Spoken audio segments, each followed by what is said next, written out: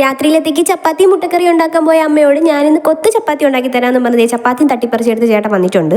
കല്യാണത്തിന് മുൻപ് ഒരു അടുക്കളയുടെ പരിസരത്ത് പോലും വരാതിരുന്ന സ്വന്തം മകൻ ഇപ്പോൾ ഓരോന്ന് ചെയ്യാമെന്ന് പറഞ്ഞ് അങ്ങോട്ട് വരുമ്പോൾ ഒരു വൈരാഗ്യ ഗൃഹസ്ഥനാക്കി മാറ്റിയ നന്ദിയോടുകൂടി അമ്മ എന്നെ നോക്കുന്നുണ്ടായിരുന്നു.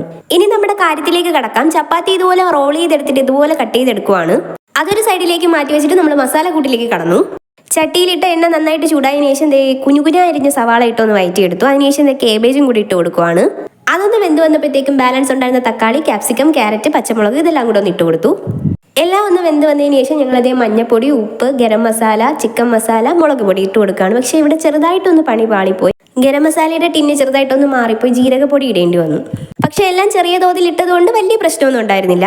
അതായത് 2-3 മുട്ടയും കൂടി ഇട്ടൊന്ന് കലക്കിയെടുത്ത് ഈ ഒരു പരുവത്തിലാക്കി. അതിനുശേഷം നമ്മുടെ കൊത്തി വെച്ചിരുന്ന ചപ്പാത്തിയും കൂടി ഇട്ട് കൊടുത്ത് കുറച്ച് സോസും കൂടെ ഒഴിച്ചപ്പോൾ നമ്മുടെ കൊത്തു ചപ്പാത്തി ഇവിടെ റെഡിയായി. ഇന്ന് പുതിയൊരു മോഡലാണ് നമുക്ക് വന്നിട്ടുള്ളത്. നമ്മുടെ വലിയേട്ടൻ ഞാൻ പറഞ്ഞു കൊടുത്ത പോലെ തന്നെ അഭിനയിച്ചു.